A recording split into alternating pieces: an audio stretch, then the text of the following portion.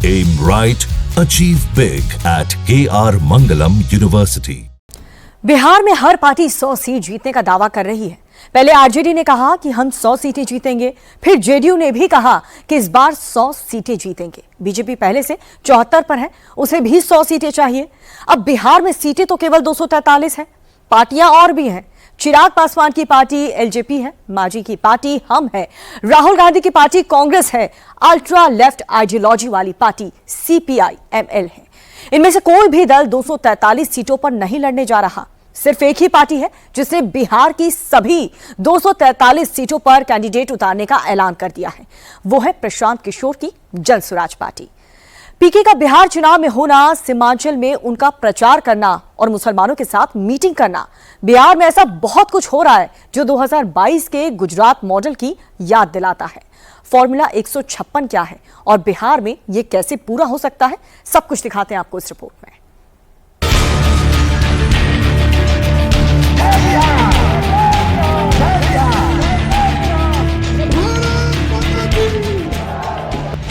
बिहार चुनाव जीतने का गुजरात मॉडल क्या है?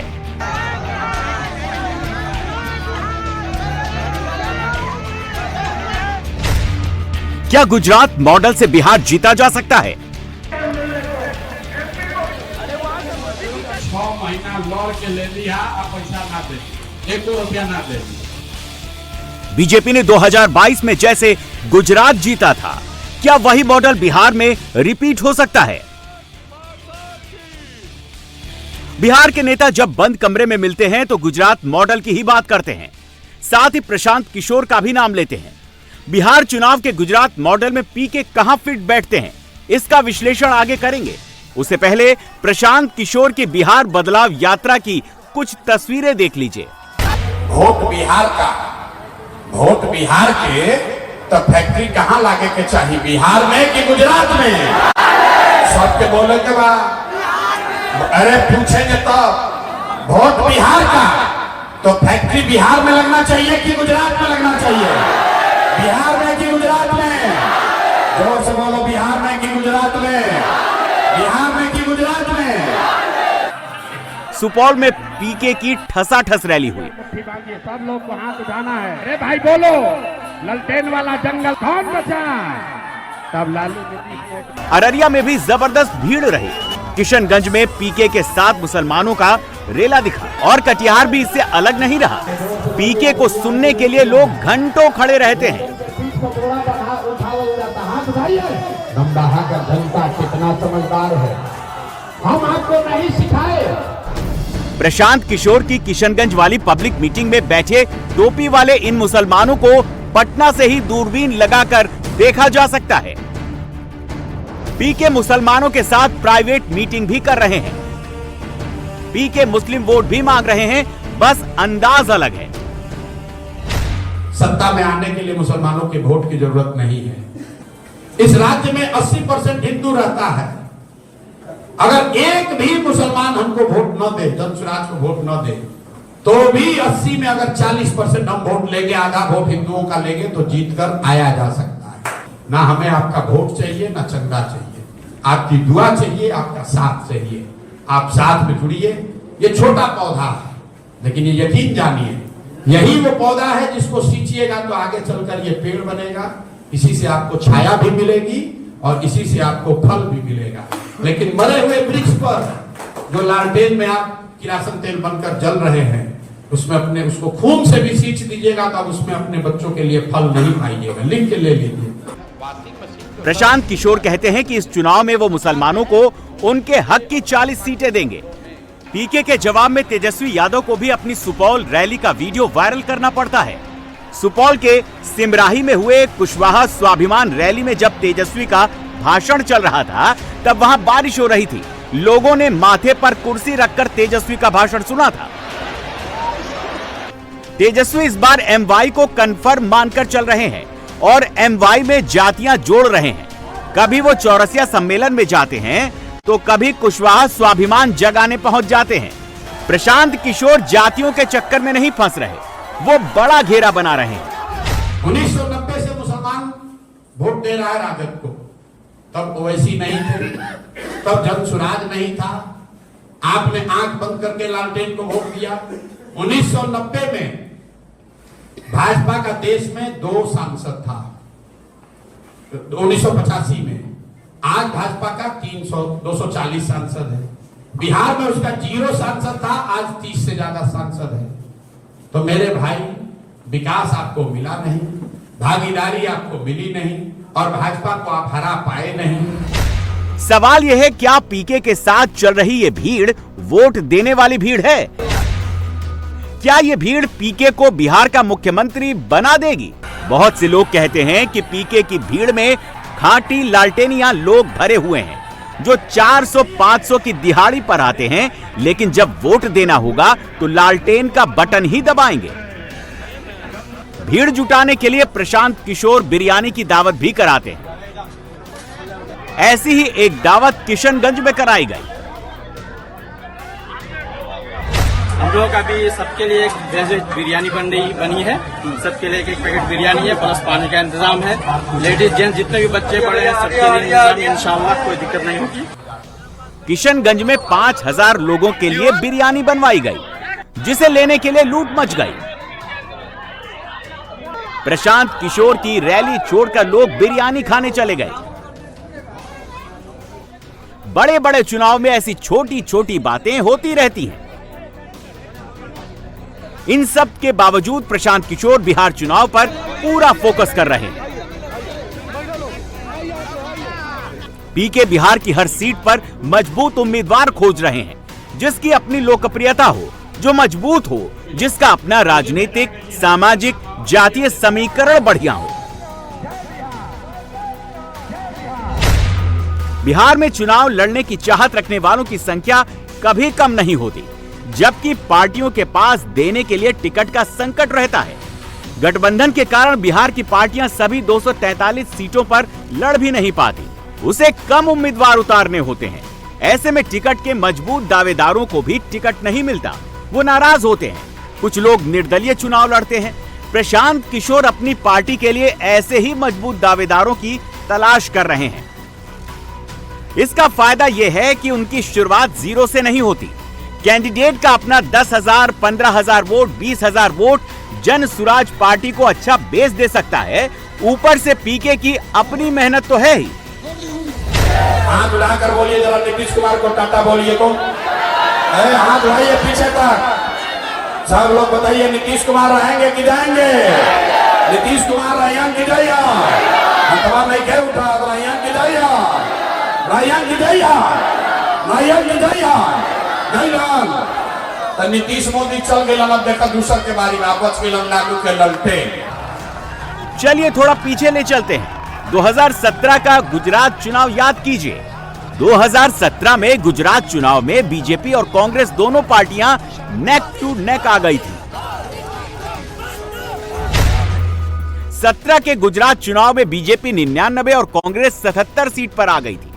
बीजेपी की सरकार बनी थी, मगर मुश्किल से। 5 साल बाद 2022 के चुनाव में उसी गुजरात में बीजेपी सुपर बम्पर बहुमत से जीती। 2022 के गुजरात चुनाव में बीजेपी 99 सीटों से बढ़कर 156 सीटों पर पहुंच गई और कांग्रेस को 77 सीटों से घटकर 17 सीटों पर ही जीत हासिल हुई। गुजरात में इतनी बड़ी जीत बीजेपी को इससे पहले कभी नहीं मिली थी। 17 और 22 के चुनाव में अंतर क्या था? नरेंद्र मोदी 17 में नहीं थे, नरेंद्र मोदी 22 में भी नहीं थे। मोदी चुनाव प्रचार करने जरूर आ रहे थे, लेकिन ग्राउंड पर गुजरात के दूसरे नेता थे और एक अलग समीकरण था। 22 के गुजरात चुनाव में केजरीवाल थे। आम आदमी पार्टी ने गुजरात चुनाव को 3 कोण का चुनाव बना दिया और बीजेपी ने ऐसा होने दिया। आपने बीजेपी के वोट नहीं काटे, आपने कांग्रेस का वोट उड़ा दिया। 2022 के गुजरात चुनाव में आपको 13% वोट मिले और कांग्रेस के 14% वोट कटे। आपके केवल 5 विधायक जीते, लेकिन कांग्रेस के 60 विधायक हार गए।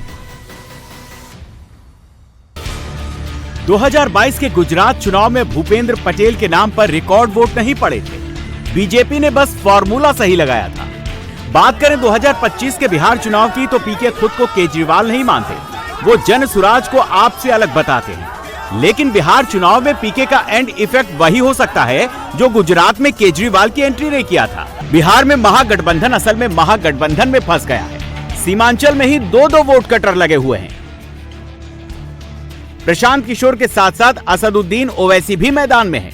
2020 के बिहार चुनाव में ओवैसी ने यही काम छोटे लेवल पर किया था। प्रशांत किशोर बड़े लेवल पर कर रहे हैं। प्रशांत किशोर ने 3 टारगेट सेट कर रखे हैं। अपनी जनसभाओं में वो इसी क्रम में भाषण देते हैं। पीके के तीसरे टारगेट पर बीजेपी, जिसे वो बिहार के लिए नाकारा पार्टी बताते हैं। पीके के दूसरे टारगेट पर है नीतीश कुमार, जिनको वो बिहार पर बोझ बताते हैं। और पीके के पहले टारगेट पर हैं तेजस्वी यादव, जिन पर वो सबसे तीखा हमला बोलते हैं। तेजस्वी यादव लालू राबड़ी शासन पर लगे जंगल राज के दाग को उतारने की कोशिश करते हैं, जबकि प्रशांत किशोर जंगल राज के उस दाग को और गहरा करके दिखाते हैं। लॉ एंड ऑर्डर का क्रिमिनल डिसऑर्डर हो चुका है। अब ये बात एडीजी खुद ही कह रहे हैं। अगर ये कौन सा बहाना है भाई कि मॉनसून में बारिश में अपराध बढ़ जाता? ये तो पहली बार हम लोग सुन रहे हैं। और आपका चाहे मॉनसून हो, यानी पुलिस मान रही है कि अपराध बढ़ गया, जो आरोप हम लगा रहे हैं। लेकिन कोई मौसम हो, हर मौसम में तो बिहार में अपराध बढ़ा हुआ है।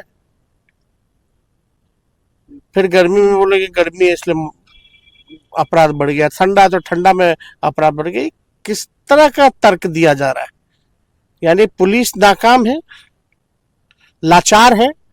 ये बयान तो ये दिखाता है क्योंकि मुख्यमंत्री का इकबाल खत्म हो गया, गृह मंत्रालय उनके पास है।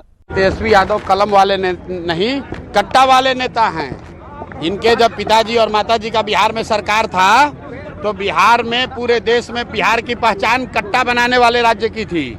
ये लोग जीत कर आएंगे तो फिर पूरे बिहार को कट्टा, अपहरण, लूट मार का केंद्र बनाएंगे।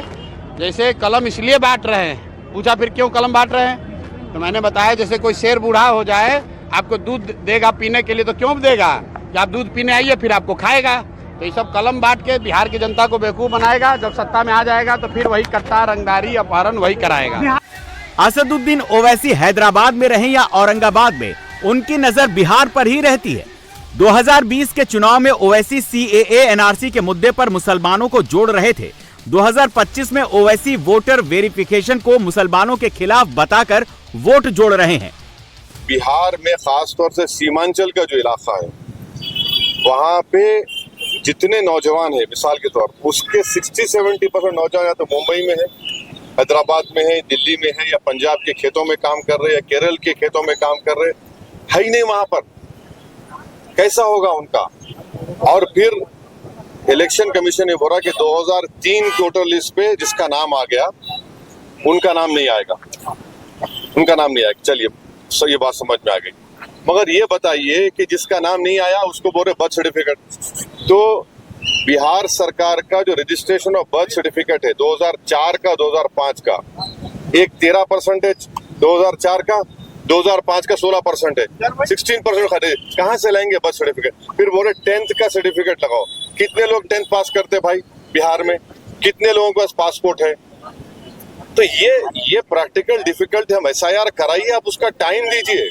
ये जो 1 महीने में आप करना चाह रहे ना कि 25 जुलाई तक जिसका नाम आ गया, जो दे दिया फॉर्म, और जो डॉक्यूमेंट नहीं है, डॉक्यूमेंट कहाँ से लाएंगे इतनी जल्दी लोग?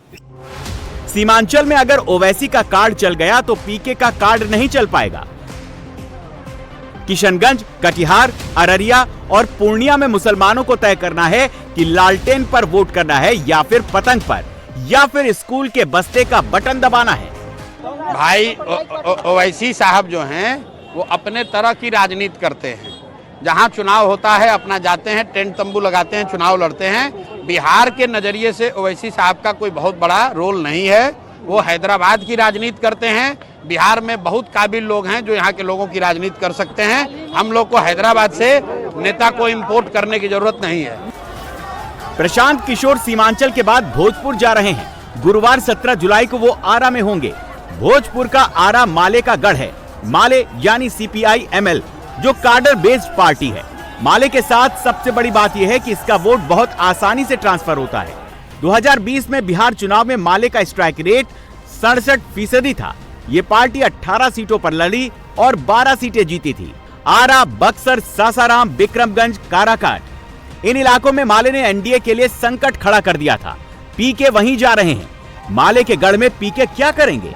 पीके नीतीश कुमार सरकार के एंटी इनकम्बेंसी वोट को डिवाइड करेंगे, नौकरी के नाम पर, स्कूल के नाम पर और पलायन रोकने के नाम पर। अगर पीके 10 से 12% भी एंटी इनकम्बेंसी वोट बांटने में सफल हो गए तो बिहार में एनडीए की बम्पर जीत पर मुहर लग जाएगी।